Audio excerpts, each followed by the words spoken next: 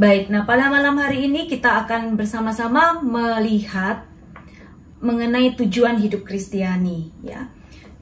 Saudara-saudari, tahukah kita bahwa kita ini semua calon santo santa? Setuju nggak? Kita semua ini adalah calon santo dan santa, calon orang kudus.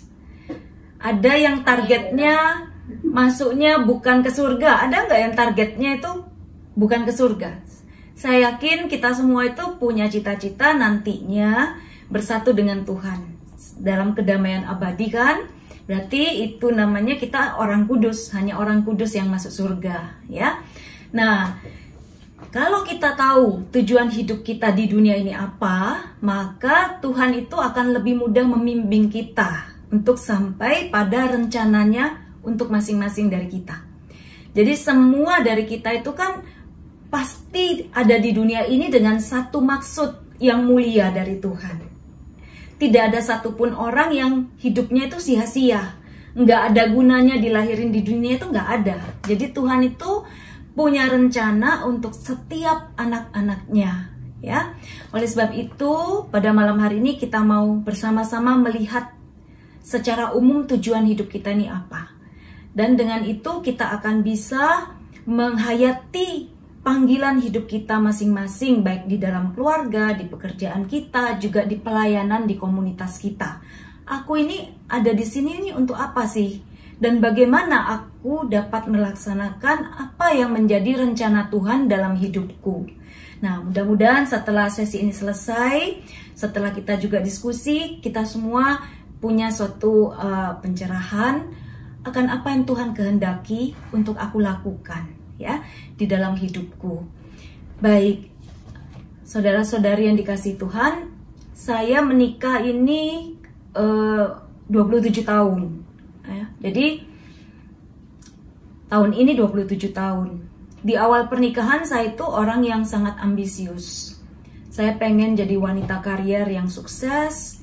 Oleh sebab itu mulai SMP, SMA, kuliah saya itu aktif sekali organisasi dan berprestasi, tujuannya supaya nanti kalau saya lulus kuliah, saya bisa sukses berkarir di kota besar.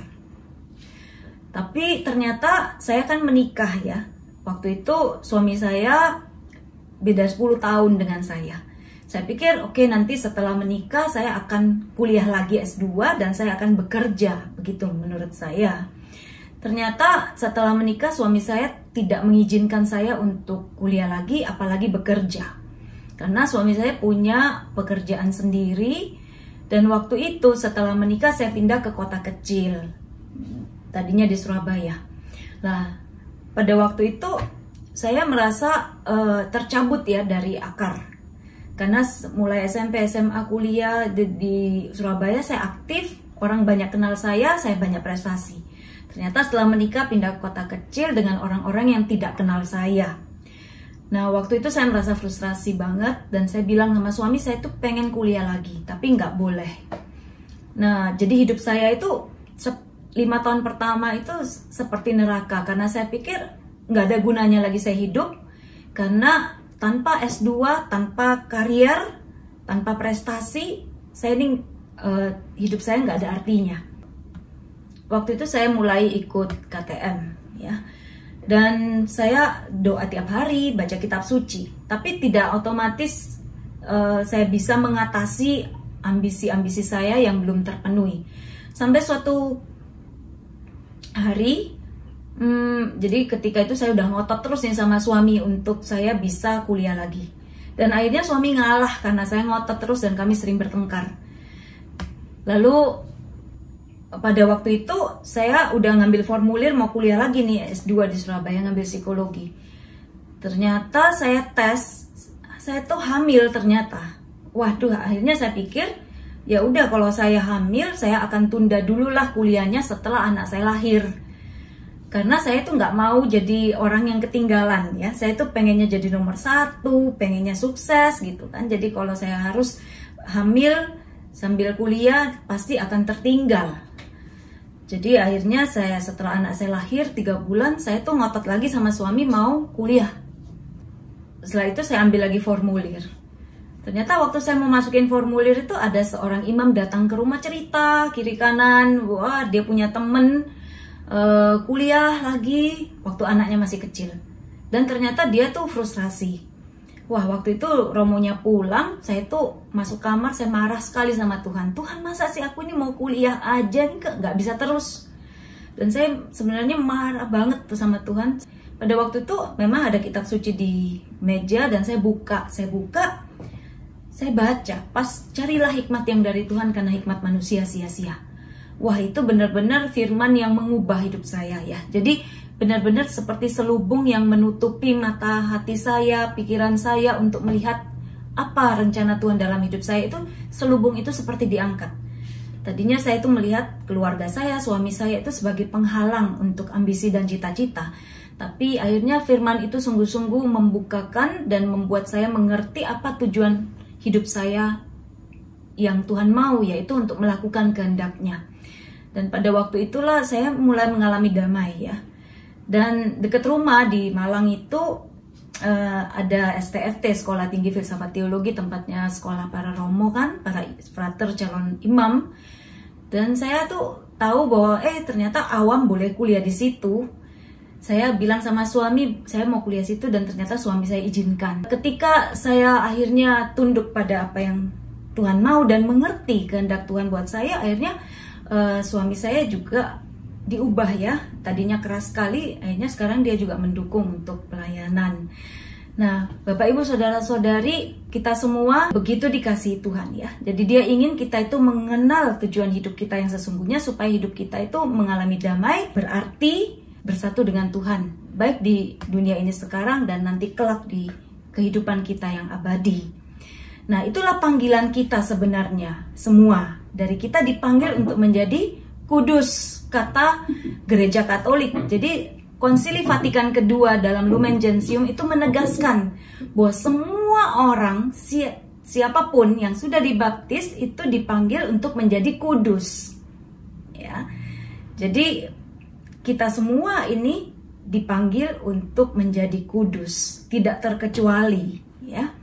Nah, dan itu sudah ada di dalam kitab suci mulai Perjanjian Lama sampai dengan Perjanjian Baru.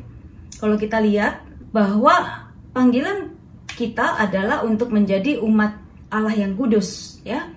Kamu akan menjadi bagiku kerajaan imam dan bangsa yang kudus. Haruslah kamu kudus karena aku ini kudus. Sebab engkaulah umat yang kudus bagi Tuhan, dan seterusnya ya. Ini kita bisa baca dalam Perjanjian Lama maupun dalam Perjanjian Baru. Dalam Perjanjian Baru pun kita bisa lihat bahwa di Matius 5 ayat 48 Tuhan juga mengatakan haruslah kamu sempurna. Sempurna itu artinya apa? Sempurna itu bukan berarti kita nggak pernah jatuh ya di dalam dosa atau tidak punya kelemahan lagi, tidak. Selama kita di dunia, kita masih berjuang. Karena kita masih ada kedagingan, kita harus berjuang. Seperti Paulus juga kan bilang, aku pengen buat yang benar, tapi kok malahan yang nggak benar yang aku buat. Kadang-kadang kita kan juga gitu ya. Kita pengennya itu rajin untuk melayani, berdoa, tidak iri hati, tidak memfitnah, tidak gosip, tidak mikir jelek. Tetapi ternyata kok godaan itu banyak sekali ya. Belum kalau ada orang yang lebih hebat dari kita udah iri ya, dan lain-lain lah, banyak. Saya juga sering seperti itu. Nah, makanya kita masih berjuang. Tetapi yang dimaksud di sini sempurna itu adalah di dalam kasih ya. Kita bisa mengasihi walaupun kita nggak menyukai. Kadang-kadang ada orang yang begitu menjengkelkan. Kita nggak bisa bersahabat dengan dia, deket, pergi makan, pergi nonton, atau diskusi, atau curhat sama dia. Karena kita memang nggak klik. Tapi kita bisa tetap mengasihi. Mengasihi artinya walaupun dia itu nggak menyenangkan, dia menyebalkan. Tapi kita masih bisa memberi dia informasi kalau ada retret, kita share linknya kalau ada seminar rohani yang bagus. Itu perbuatan kasih. Walaupun kita mungkin secara manusia itu nggak bisa deket sama dia, ya. Makanya Tuhan bilang kasihilah musuhmu, itu seperti itu kan. Nah, itulah tindakan ilahi. Makanya orang mengasihi itu adalah suatu keputusan. Iya, aku mau mengasihi walaupun aku harus berjuang. Nah, Dalam 1 Petrus juga dikatakan hendaklah kamu kudus di dalam seluruh hidupmu. Nah, ini juga perjuangan kita. Ya, tapi akan kita lihat gimana caranya kita bisa kudus. Nanti kita lihat ya. Orang itu bisa menjadi kudus itu karena ada rahmat dari Tuhan. Rahmat pengudus. Jadi waktu kita dibaptis, kita itu udah menerima ya karunia ketujuh, karunia Roh Kudus ya. Sehingga kita bisa takut akan Tuhan, kita bisa punya kesalehan, kita ingin mengikuti Tuhan, kita rindu untuk berbuat baik. Itu semua Tuhan sudah berikan di dalam diri kita lewat Roh Kudus, ya. Jadi kita tidak sendirian berjuang mengatasi godaan di dunia. Jadi ini yang paling penting, bahwa kita bertumbuh di dalam kasih. Karena apa? Kesempurnaan paling tinggi itu kalau kita itu bisa mencintai Tuhan dan sesama. Kalau kita mencintai Tuhan, kita itu dekat sama Tuhan. Karena Tuhan itu adalah cinta. Tuhan itu adalah kasih. Ya, kita tahu bahwa murid yang dikasihi Yesus pada waktu perjamuan malam terakhir itu bersandar di dada Yesus. Dia dekat sama Yesus. Kalau kita dekat sama Tuhan, kalau kita mengasihi, kita dekat sama Tuhan. Ya, karena dikatakan dalam Yohanes juga Allah adalah kasih. Kasih hanya bisa nyambung dengan kasih. Kasih hanya bisa didekati dengan kasih. Ya. Coba kita lihat tuh. Sekeras apapun hati mertua misalnya ya, atau hati mantu, atau siapapun ya di tengah keluarga kita. Tapi kalau kita terus mengasihi, nggak akan ada orang yang tahan ya, karena semua orang itu hanya butuh dicintai dan dikasihi, ya dimengerti. Jadi ketika kita mengasihi, kita itu sedang juga membagikan kasih Tuhan kepada orang lain. Bapak Ibu saudara-saudari, orang itu yang luka batin ya, yang menjengkelkan, yang judes, yang jahat, itu sebenarnya mereka kurang kasih. Ketika kita bisa memberikan kasih walaupun sedikit ya, tidak menghakimi, tidak membalas kejahatan dia dengan kejahatan, sebenarnya kita sedang menolong dia juga dan menolong diri kita. Kalau dia itu orang yang dekat dengan kita, kalau dia sembuh, kita juga akan happy ya. Inilah tujuan kita, bertumbuh di dalam kasih. Persatuan transforman ini maksudnya apa? Yaitu tadi, kalau kita itu terus berdoa sama Tuhan, akhirnya sifat-sifat Tuhan yang adalah kasih, pengampun, pemurah, itu juga menular ke kita. Lama-lama kita itu diubah menjadi sifatnya lebih ilahi. Ya, makanya orang kalau sering berdoa, dia lebih mudah ngampuni. Pertama-tama karena diajarin terus, oh bahwa mengampuni itu perintah Tuhan. Oke, tapi saya nggak bisa Tuhan. Mengampuni itu baik buat kita sendiri supaya kita nggak sakit. Anda kan sering dengar cerita ya, bagaimana orang yang sakit kanker itu karena nggak bisa ngampuni. Tapi ketika dia ngampuni, kankernya malah sembuh. Ada yang seperti itu, ya. Terus akhirnya lama-lama karena kita sering berdoa, hati kita itu diubah oleh Tuhan jadi lebih lembut. Nah, itulah lewat sentuhan ilahi. Saya dengan hubungan dengan papa itu jauh, ya, karena saya anggap papa saya itu nggak peduli sama saya. Waktu saya SD, saya ingat saya pergi les Inggris, saya cari sendiri tuh tempat les bahasa Inggris. Nah, suatu hari hujan-hujan, saya kan diantar oleh supir papa dengan naik mobilnya papa. Pulang ke rumah sore, udah itu memang hujan keras. Terus malam harinya tuh mama bilang sama saya, papa kamu bilang kalau hujan-hujan jangan naik mobil pergi les, nanti mobilnya mogok gitu. Ya waktu itu saya merasa, waduh papa ini kok lebih sayang mobilnya ya daripada aku gitu kan. Terus pernah juga waktu saya sekolah kan SMP, saya masuk di sekolah, saya diterima di SMP favorit. Masuk ke situ tuh nggak gampang. Dan saya udah sekolah itu hampir 1 bulan lebih, saya dipilih jadi ketua kelas. Dan saya ingat udah ada juga ulangan agama pertama, itu saya dapat 100. Nah suatu hari pulang dari sekolah itu mama bilang sama saya, kata papa kamu sebaiknya pindah sekolah deket rumah. Hah? Kenapa? Karena terlalu jauh, papa nggak bisa nganter katanya. Jaraknya dari rumah ke sekolah itu 13 kilo. Wah, waktu itu ya akhirnya saya terpaksa ikut melihat sekolah dekat rumah. Dan ada sekolah tapi kondisinya buruk, jelek. Bangunan sekolahnya nggak bagus, terus anak-anaknya pun ya anak-anak yang kayaknya nakal-nakal gitu.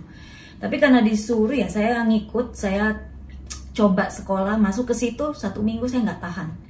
Karena anaknya berandal banget, terus situasinya bumi dan langit dengan sekolah saya yang saya udah diterima pertama, sekolah favorit, gedung baru, 3 tingkat ya. Akhirnya saya bilang sama mama, saya nggak mau, saya mau balik ke sekolah yang pertama. Nah, yang saya mau ceritakan, saya tuh akhirnya menyimpulkan papa itu nggak peduli sama saya. Nah, sampai setelah saya menikah, suatu ketika dalam doa, saya tuh ingat gitu loh. Waktu doa hening, tiba-tiba muncul di perasaan kecewa, marah sama papa gitu. Nah, waktu itu tiba-tiba Tuhan juga itu memberikan satu pengertian bahwa papa kamu itu begitu karena dia juga nggak pernah mengalami dan menerima kasih dari orang tuanya gitu. Oh, saya jadi papa itu nggak mengerti juga bagaimana memberikan kasih itu. Nah, saya sendiri udah mengalami kasih Tuhan waktu itu kan, dan akhirnya saya bisa mengerti situasi papa dan saya bisa loh mendekati, saya bisa sering datengin papa, ngajakin berdoa, nemenin makan, ngajakin keluar gitu. Dan saya bersyukur sekali 1 tahun sebelum papa meninggal, papa itu sudah sempat dibaptis. Jadi yang saya mau sharingkan bahwa ketika kita berdoa, di situ Tuhan bisa memberikan sentuhan ilahi yang mengubah hati kita, sehingga hati yang keras itu bisa dilembutkan. Inilah yang disebut persatuan transforman. Tuhan mengubah hati yang terluka, yang keras itu lewat sentuhan Allah, ya. Dan di situ akhirnya kita bisa dibantu untuk juga bisa mulai mengasihi orang-orang yang sulit di sekitar kita. Jadi bukan dengan kekuatan kita saja, tetapi dengan bantuan Allah. Tapi dari pihak kita harus terbuka, mau, ya. Nah, jadi cinta kasih inilah yang merupakan kekasan kesempurnaan Kristiani. Mungkin kita pikir, kasih melulu udah bosen ngomong kasih di mana-mana juga ya. Tetapi ya memang ini yang paling pokok gitu. Dan untuk bertumbuh dalam kasih, kita terus berjuang. Dan inilah tujuan kita yang paling penting. Karena ini akan membuat kita itu bersatu dengan Tuhan. Sempurna itu artinya kudus, artinya bertumbuh di dalam kasih. Tadi saya udah bilang ya, kasih itu bukan perasaan ya. Kalau soal perasaan itu namanya suka. Aku suka sama dia, aku kalau deket dia aku happy, aku kalau sama dia enjoy banget. Nah itu masih dalam level manusiawi, level perasaan aja. Nah kita tahu kalau kita udah mengambil keputusan, misalnya menikah, itu pasti bukan hanya level perasaan kan, tapi ini sudah satu keputusan tanggung jawab bahwa saya jadi istri, saya jadi suami. Perasaan saya bisa ada, bisa enggak, bisa naik, bisa turun, bisa benci, bisa seneng. Tetapi tanggung jawab tetap dilaksanakan. Sama dengan Tuhan. Kita udah komit ikut Tuhan. Ya, berarti di situ adalah soal keputusan kita. Nah, dengan seperti itu kita bisa mengasihi Tuhan dengan segenap hati, jiwa, akal budi, kekuatan. Kekuatan ya artinya kita perlu berjuang juga untuk terus bisa berbuat kasih kepada sesama. Kenapa kok kita perlu mengasihi sesama? Pertama-tama karena Tuhan, itu perintah Tuhan dan Tuhan mau kita mengasihi Dia. Jadi cinta kita yang pertama adalah cinta kepada Allah dan kita wujudkan dalam kepada sesama. Sekali lagi ingat, tindakan itu keputusan. Aku mau lakukan ini, ya. Kasih itu ada dalam level kehendak. Jadi bukan soal perasaan. Sama di dalam komunitas, dalam pelayanan. Kadang-kadang kita malas, kita nggak suka sama si A, si B, kita nggak suka bentuk pelayanannya. Tapi kalau kita mau mengasihi Tuhan, kita bisa bertanggung jawab, tetap melakukan apa yang menjadi komitmen kita, ya. Nah, kasih ini adalah kegenapan dari hukum Taurat, dari segala macam begitu banyak perintah di kitab suci, di Alkitab kita. Maka kasih itulah yang menggenapi semuanya. Ya kita tahu bahwa apapun yang kita lakukan tanpa kasih itu sia-sia. Tapi kalau ada kasih, ya kasih bahwa kita lakukan ini dengan kesadaran aku mau lakukan karena ini yang Tuhan mau, Tuhan kehendaki, dan ini komitmenku, ini tanggung jawabku, berarti kita sedang berjalan di dalam kasih. Ya, kita berbuat banyak karisma, kita ngajar di mana-mana hebat, tapi kalau kita merawat mertua atau orang tua kita aja nggak mau, mungkin itu kita belum sungguh-sungguh bertumbuh di dalam kasih, ya. Ketemu dengan orang tua di panti jompo itu lebih mudah daripada merawat orang tua sendiri. Karena orang tua sendiri itu deket sama kita, tiap hari kita ketemu, kita merawat juga nggak ada orang yang muji kok. Tapi kalau kita ke panti jompo itu kan sesekali, ya. Kita mengasihi suami, mengasihi orang tua, mengasihi bahkan musuh kita, ipar kita yang mungkin sering iri hati sama kita. Kita tetap mau baik sama dia, ya. Karena apa? Karena dia adalah orang yang dikasihi Tuhan. Tuhan nggak membenci siapapun, Tuhan mengasihi semua orang termasuk yang berdosa. Dan kita diminta juga untuk berbuat seperti yang Tuhan ajarkan kepada kita. Yesus mati untuk semua orang berdosa termasuk kita. Ya, jadi kita ini dulunya juga orang yang berdosa, yang tidak tahu terima kasih, tapi Tuhan tetap sayang sama kita. Nah, sekarang ketika kita sudah tahu kasih Tuhan, mungkin banyak orang di sekitar kita yang nggak tahu kasih Tuhan. Itulah tugas kita untuk membagikan kasih kita kepada mereka. Mungkin mereka menjengkelkan, ya mungkin sama juga kita dulu menjengkelkan, tapi Tuhan tetap mengasihi kita, ya. Baik, Santo Fransiskus dari Sales mengatakan ada dua caranya orang mengasihi Tuhan. Caranya dua, melaksanakan cinta kasih Allah. Pertama itu dengan cinta afektif dan yang kedua dengan cinta efektif. Afektif itu artinya apa? Kita bisa sayang sama Tuhan. Kalau doa rasanya seneng, sampai nangis, ada sukacita waktu Tuhan, kita rasanya deket sama Tuhan. Itu cinta kasih afektif. Kita rindu, ini membuat kita tuh senang sama Tuhan. Kita adorasi, kita bisa memuji Tuhan, rasanya cinta kita berkobar-kobar untuk Tuhan. Ya, itu satu cara. Cara yang berikutnya adalah cinta efektif. Artinya apa? Setelah kita mengalami dikasihi oleh Tuhan, kita berkobar-kobar, kita juga mau taat, melakukan kehendak Tuhan, melayaninya. Nah, cinta efektif ini membuat Tuhan senang sama kita. Karena apa? Dia lihat, wah kita ini setia ya. Walaupun ada kesulitan, kita tetap mau berjuang untuk berbuat baik. Walaupun orang nggak tahu terima kasih, kita tetap mau mengasihi, tetap mau melayani. Nah, itu cinta efektif, ya. Terus setelah itu kita capek, kita pulang ke rumah, kita berdoa, kita mendapatkan penghiburan.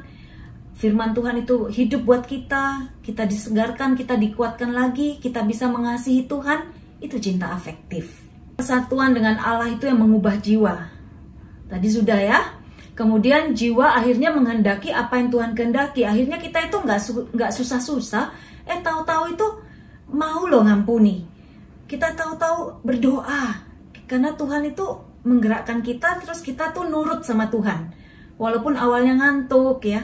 Kadang-kadang kalau kita baru ikut retret kan semangat ya, baca kitab suci tiap hari. Lama-lama agak kendor. Nah, kalau agak kendor itu kita tetap harus setia. Supaya dengan demikian, Tuhan akan terus memberikan rahmat pada kita. Kadang-kadang kita doa, tahu-tahu kok nggak ada lagi rasanya apa-apa. Nah, itu tandanya mungkin kita sedang diangkat Tuhan untuk menjadi orang yang lebih dewasa. Kalau tidak ada penghiburan, kita tetap setia, ya. Kalau dikasih hiburan terus, lama-lama ada bahaya kita itu cari hiburannya bukan cari Tuhannya.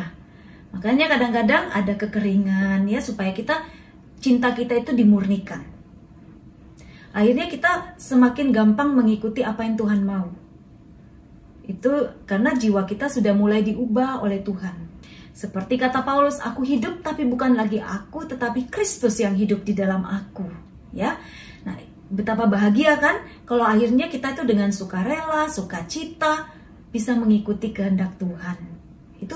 Itulah sebenarnya surga ya. Yohanes Salib bilang, ini kita diubah tapi kita tetap ciptaan. Kita bukan jadi Allah. Ya, ketika kita bisa bersatu dengan Tuhan, sifat-sifat kita diilahikan, diubah, tapi kita tetap manusia, ya. Tetapi seperti kayu sama api, ya, apinya Tuhan, kayunya kita kan. Kayunya itu kalau basah, itu misalnya kita masih banyak dosa, kelemahan, banyak asap tuh keluar. Sama dengan kita, pertama dideketin sama Tuhan, masih banyak dosa itu, kelimpungan. Mungkin rumah tangga kita itu bisa kacau. rasanya panas, berat, sering bertengkar karena kita sendiri kayak betul-betul mengalami proses yang berat gitu. Nah, tapi setelah kayunya kering, lama-lama dia dibakar ya. Sifat kayu ini berubah seperti api kan? Jadi juga memancarkan cahaya. Seperti itulah ya, diilahikan, diubah. Nah, akhirnya lama-lama kita tuh nggak terlalu pengen lagi yang duniawi. Kalau dulu itu harus tas bermerek ya, harus bajunya yang keren. Hidup kita itu rasanya untuk cari duit supaya status sosial kita makin meningkat, mengumpulkan harta sebanyak mungkin untuk anak cucu 7 turunan. Tapi sekarang mungkin kita nggak terlalu tertarik untuk mengumpulkan harta buat diri sendiri. Kita tetap rajin bekerja, tetapi sebagian besar kita juga pikirin bagaimana menolong orang lain. Nah, itu jiwa kita udah diubah, lebih murah hati. Nah, itu kan sifat-sifat Allah. Buah-buah roh itu makin tumbuh. Nah, itu jiwa kita udah diubah oleh Tuhan. Ya, lewat proses. Jadi kita nggak usah terlalu mikirin banyak, Tuhan itu akan proses kita selangkah demi selangkah. Yang penting kita tetap setia, lakukan tanggung jawab kita di rumah, di komunitas. Nanti Tuhan itu akan proses terus sesuai dengan kebijaksanaan Tuhan, sesuai dengan waktu Tuhan. Kalau kita nggak banyak memberontak, maka proses Tuhan itu juga akan lebih mudah ya. Kita nggak lebih banyak sakit, prosesnya lebih cepat. Baik, ini yang dikatakan Yohanes Salib ya. Akhirnya kita masuk dalam satu kontemplasi murni. Allah itu dekat sama kita. Kalau kita doa rasanya kita ada di depannya Tuhan. Tuhan itu dekat sama kita. Sentuhan ilahi yang tadi saya bilang, kadang-kadang kita nggak bisa ngampuni. Kayak saya dengan papa, tiba-tiba Tuhan ngasih sentuhan, mudah sekali juga ngampuni. Kemudian dia juga bisa menghapus kekurangan. Kalau dikasih cicipin rahmat Tuhan, rasanya kita yang capek-capek itu menghadapi hidup ini bisa segar, bisa kuat ya. Nah, hari ini, besok ya doa lagi gitu. Kan kita juga minta sama Tuhan, berilah kami rezeki pada hari ini ya. Besok Tuhan akan berikan rahmat baru lagi, kita kuat lagi. Akhirnya kita tuh jadi lebih kuat, lebih sabar, tumbuh kebajikan dalam diri kita ya. Kita lebih murah hati, kita lebih taat. Banyaklah yang akhirnya tumbuh kebaikan-kebaikan itu tanpa kita sendiri juga rasakan ya. Tuhan menumbuhkan semua itu. Nah, itu menurut Santo Yohanes Salib kurang lebih seperti itu. Menurut Teresa Avila, kalau kita sudah mengalami persatuan transforman, itu seperti jiwa kita yang dulunya jelek, penuh dosa, rakus ya, tamak, jahat sama orang, sulit ngampuni, mulutnya kasar mungkin. Tapi diubah lewat proses. Kalau kita setia ya, di dalam doa, diubah menjadi seperti kupu-kupu yang indah. Itulah jiwa yang diubah oleh Tuhan. Sentuhan Allah itu membakar jiwa, kita dikasih sama Tuhan kekuatan. Akhirnya kita juga pengen mengabdi Tuhan lebih banyak, kita pengen melayani, kita bisa mengasihi orang lain. Akhirnya jiwa kita itu makin tidak duniawi, kita makin murni. Akhirnya ditambahin lagi rahmat dan berkat oleh Tuhan. Seperti itu. Sehingga Allah itu hadir terus dalam jiwa kita. Kita ada sukacita. Kita tahu arah hidup kita itu apa. Oh, aku hidup untuk menyenangkan Tuhan, untuk melakukan apa yang Tuhan mau. Nah, akhirnya kita mengalami sukacita. Dan kalau kita hidup untuk melakukan apa yang Tuhan mau, maka apa yang kita mau itu akan kita dapat. Ya kan? Karena kita tahu apa yang Tuhan kehendaki itulah yang akan terjadi di muka bumi. Dan kalau kehendak kita sama dengan kehendak Tuhan, maka otomatis apa yang kita mau ya terjadi. Ya, jadi jangan khawatir Bapak Ibu kalau Anda saat ini masih terus berdoa, mungkin ada suami kita, istri kita, anak, orang tua kita yang masih jauh dari Tuhan. Dan kita rindu sekali dia itu mengenal kasih Tuhan, terus doakan. Karena kerinduan kita itu sama dengan kerinduan Tuhan dan itu pasti akan terjadi ya. Kalau kita rindu supaya keluarga kita bertobat, kita mendapat berkat supaya bisa menjadi berkat buat orang lain, apalagi Tuhan. Tuhan begitu mau melimpahkan banyak berkat buat kita.